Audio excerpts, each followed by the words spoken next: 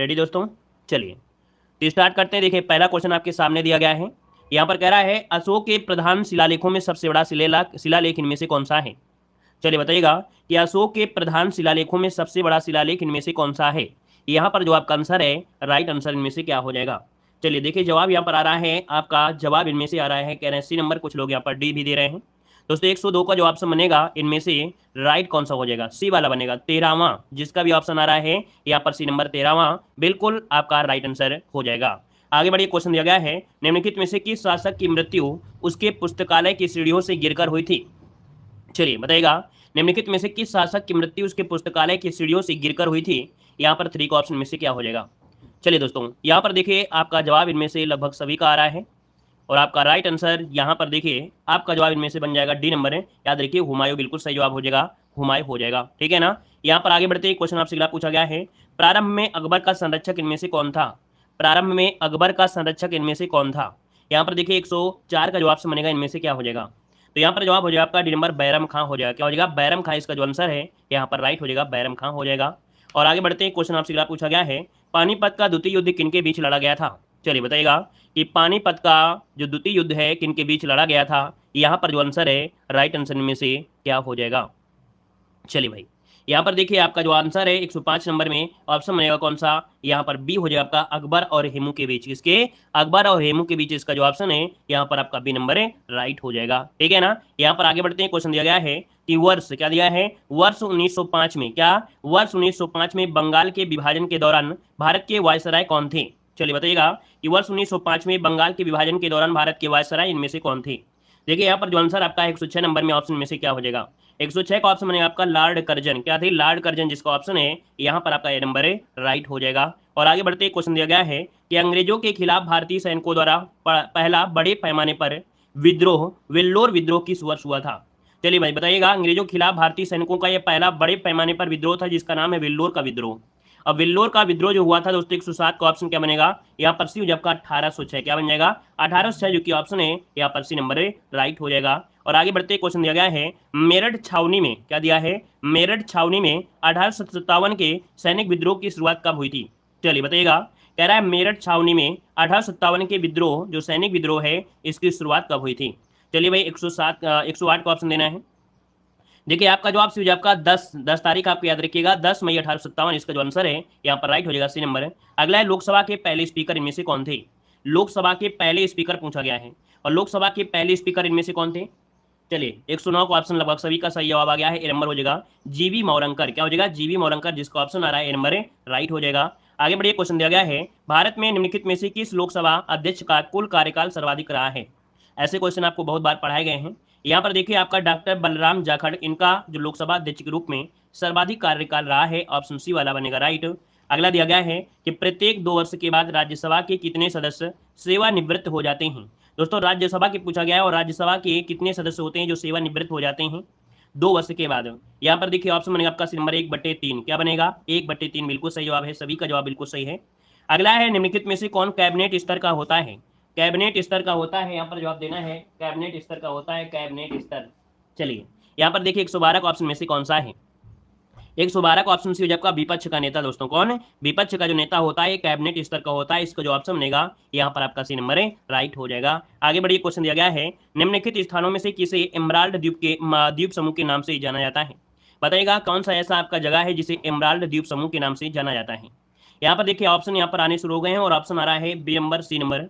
दोस्तों यहाँ पर 113 का ऑप्शन बनेगा आपका बी नंबर है, याद रखिएगा बी नंबर, अंडमान और निकोबार द्वीप को एमराल्ड द्वीप समूह के नाम से जाना जाता है, ऑप्शन लॉक हो जाएगा, यहाँ पर बी नंबर है। अगला निम्नलिखित में से कौन सा पर्वतीय दर्रा उत्तराखंड में स्थित नहीं है। उत्तराखंड में स्थित नहीं है, यहाँ पर देखिए ऑप्शन क्या बनेगा।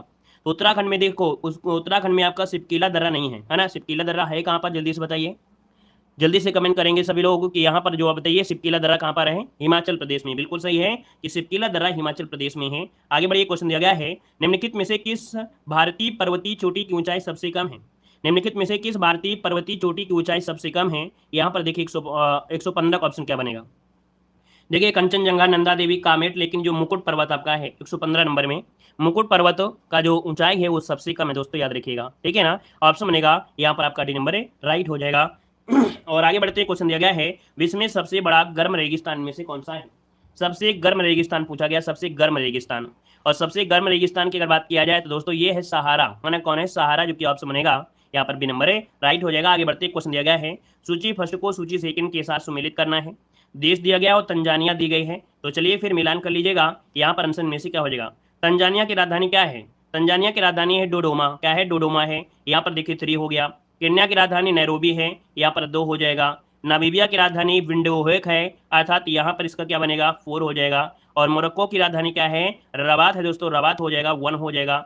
मतलब ऑप्शन जो बनेगा 3 2 4 1 बनेगा, 3 2 4 1, जो कि ऑप्शन बनेगा आपका ए नंबर है, राइट हो जाएगा। आगे बढ़िए, क्वेश्चन दिया गया है, निम्नलिखित में से कौन सा देश आंशिक या पूर्ण रूप से सहारा रेगिस्तान में नहीं आता है।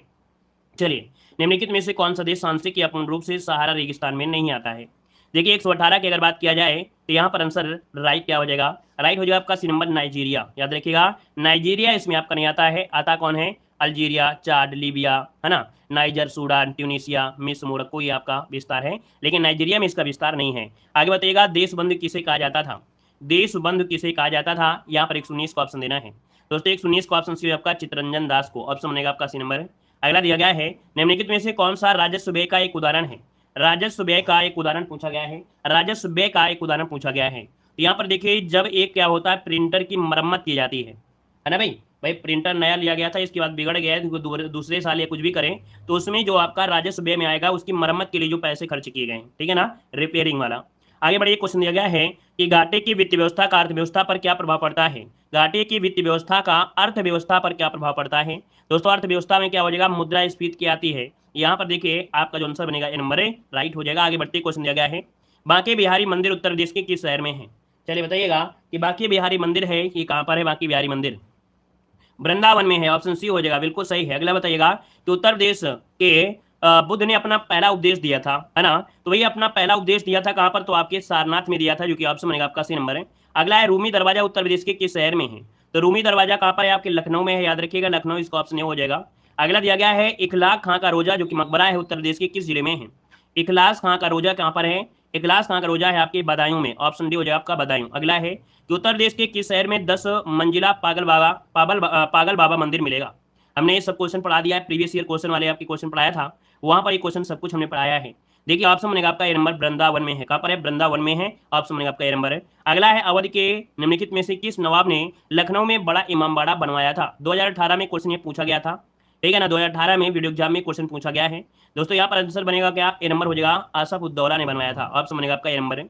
अगला दिया गया है, ऐतिहासिक विक्टोरिया पार्क जिसे अब जंग ए आज़ादी पार्क का नाम दिया गया है, ये कहाँ पर है, बताइएगा, जंग ए आज़ादी पार्क आपके कहाँ पर है, तो ये कहाँ पड़ता है, आपके ऑप्शन बी हो आपका मेरठ, इसका आंसर राइट हो जाएगा, बी नंबर मेरठ हो जाएगा। अगला दिया गया है, निम्नलिखित में से कौन सा कंप्यूटर सॉफ्टवेयर प्रोग्राम है जिसका उपयोग डेटा संग्रहित करने, व्यवस्थित करने और हेर फेर के लिए किया जाता है। दोस्तों संग्रहित भी होता है, हेर फेर होता है, आपके एक्सेल में होता है, इसका जो ऑप्शन है यहाँ पर भी हो जाएगा आपका एक्सेल हो जाएगा। आगे बढ़िए, क्वेश्चन दिया गया है कि परिधीय उपकरण कार्यक्षमता जोड़ने के लिए कंप्यूटर सिस्टम से कनेक्ट होते हैं, निम्नलिखित में से कौन सा परिधीय उपकरण आपका नहीं है। मतलब कि परिधीय उपकरण क्या होता है, जो कार्य क्षमता जोड़ने के लिए कंप्यूटर सिस्टम से कनेक्ट होते हैं। अब इसमें से कह रहा है कौन सा परिधीय उपकरण नहीं है, और नहीं है तो दोस्तों देखिए, माउस भी होता है, स्कैनर होता है, मुद्रक होता है, लेकिन मदरबोर्ड इसमें से नहीं होगा। यहाँ पर जो आंसर आपका है, यहाँ पर आपका बनेगा डी हो जाएगा। अगर मुद्रक समझ में नहीं आ रहा था तो प्रिंटर तो आप समझ ही सकते थे ना, इंग्लिश में तो लिखा ही है ना प्रिंटर, तो प्रिंटर आप क्यों लगा रहे हैं। यहाँ पर मदरबोर्ड हो जाएगा, जो कि ऑप्शन बनेगा आपका डी नंबर है, राइट हो जाएगा। आगे बढ़िए, क्वेश्चन दिया गया है, निम्नलिखित में से कौन सा एक उपाय नहीं है जिसे एक वायरस आपके कंप्यूटर को संक्रमित कर सकता है। कह रहा है निम्नलिखित में से कौन सा एक उपाय नहीं है जिससे एक वायरस आपके कंप्यूटर को संक्रमित कर सकता है। यहाँ पर देखिए 131 ऑप्शन में से क्या आ जाएगा। चलिए भाई 131 को ऑप्शन लॉक करिए जल्दी से। यहाँ पर आपका जो आंसर है राइट क्या बनेगा, 131 को ऑप्शन बनेगा बी नंबर। दोस्तों याद रखिएगा कि प्रलेख और पीडीएफ संचिकाएं अर्थात फाइल्स बनाना, प्रलेख और पीडीएफ फाइल्स बनाना, ये कह सकते हैं कि एक कंप्यूटर को संकेत नहीं का मतलब कह सकते हैं कि जिससे एक वायरस आपके कंप्यूटर को संकेत कर सकता है, ये एक उपाय नहीं है दोस्तों। ऑप्शन बनेगा आपका बी नंबर हो जाएगा। अगला देखो दिया गया है कि कंप्यूटरों की दूसरी पीढ़ी किस दौरान देखी गई, मतलब कंप्यूटर की दूसरी पीढ़ी इनमें से कौन सी है। तो दूसरी पीढ़ी शुरुआत होती है 57 से, ठीक है, 57 से लेकर 62 तक आपकी सेकंड जनरेशन माना जाता है आपके कंप्यूटर का। आगे बढ़िएगा कि तृतीय पीढ़ी के कंप्यूटर कौन से हैं, तो भाई तृतीय पीढ़ी के कंप्यूटर क्या बन जाएंगे, यहाँ पर जवाब दीजिएगा। चलिए तो भाई यहाँ पर देखिए ऑप्शन बनेगा आपका 63 से 72 है ना, ऑप्शन बनेगा आपका यहाँ पर आपका बी नंबर हो जाएगा। अगला है प्रकाशीय सूक्ष्मदर्शी जिसे बोलते हैं लाइट माइक्रोस्कोपी में किसके लिए तेल निमज्जन का प्रयोग किया जाता है। प्रकाशीय सूक्ष्मदर्शी में किसके लिए तेल निमज्जन का प्रयोग किया जाता है? यहाँ पर ऑप्शन हो आपका सूक्ष्मदर्शी की विभक्ति शक्ति बढ़ाने के लिए। क्या? सूक्ष्मदर्शी की विभक्त शक्ति को बढ़ाने के लिए यहाँ पर प्रकाश सूक्ष्मदर्शी में याद रखिएगा कि निमज्जन का प्रयोग किया जाता है। आगे बढ़िए, क्वेश्चन दिया गया है, निम्नलिखित में से किसे निकट दृष्टि दोष के रूप में जाना जाता है?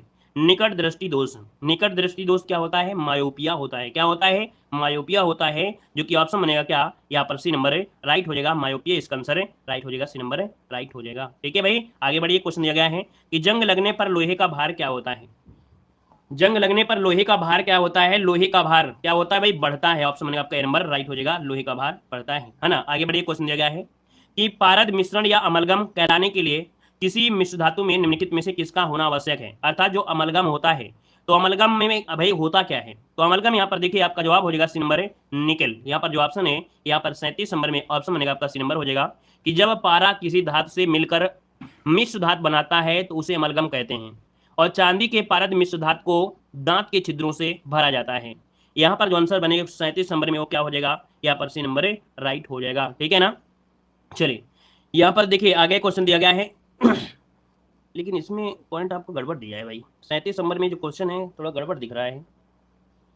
क्वेश्चन नंबर 37 में गड़बड़ दिया है, कह रहा है अमलगम किसे कहते हैं? तो अमलगम भाई निकल तो नहीं होना चाहिए। क्या होगा भाई? कमेंट करिए जल्दी से सभी लोग, अमलगम किसे कहते हैं? चलिए, पारा होता है ना। पारा से बनी हुई कोई भी धातु होती है उसे अमलगम कहते हैं।